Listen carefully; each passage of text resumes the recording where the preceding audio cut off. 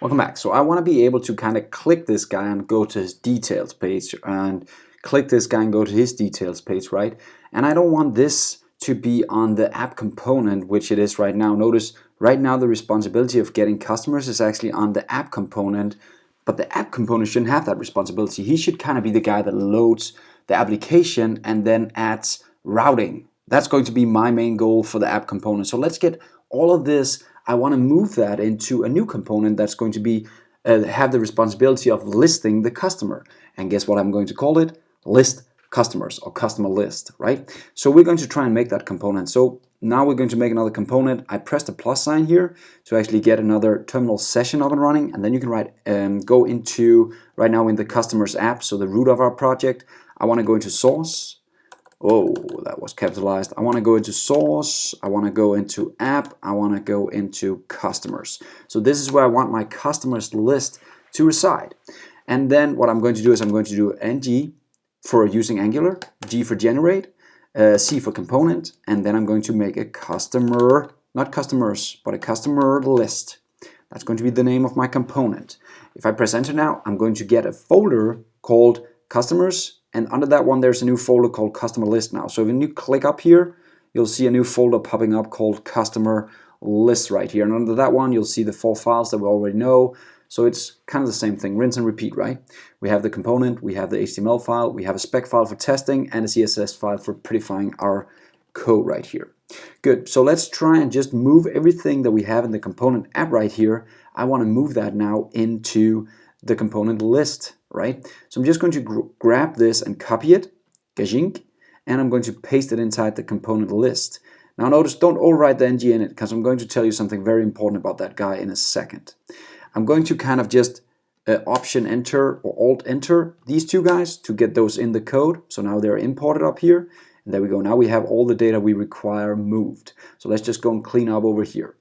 We can keep the constructor, but we don't even need it, but let's just keep it for now so we don't have to write it later. So I'll just clean up here and remove everything that I don't need.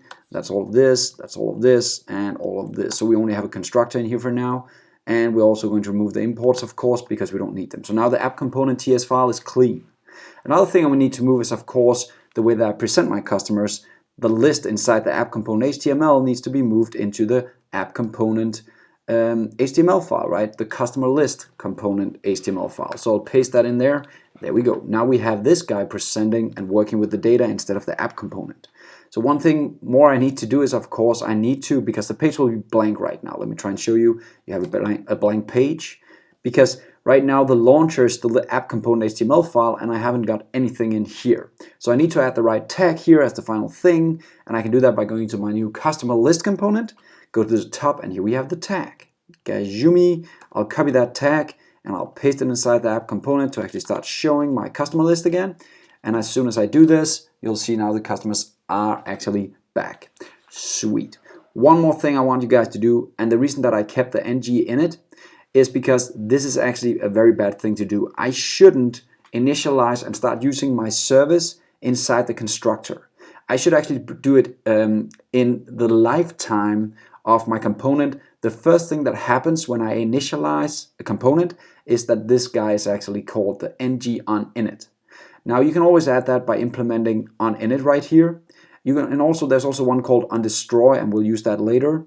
But what I want to do here is I want to say, as soon as you initialize my component, then I want to go and get all the customers from the customer service.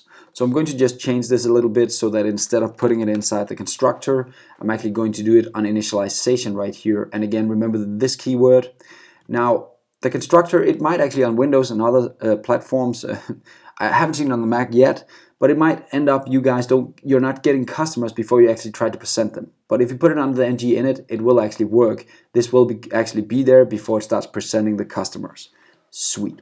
Let's end it right here. Now you guys figured out the ng on init. We have tried to move things into our new list component, and next lesson we'll just make a details component. See you next time.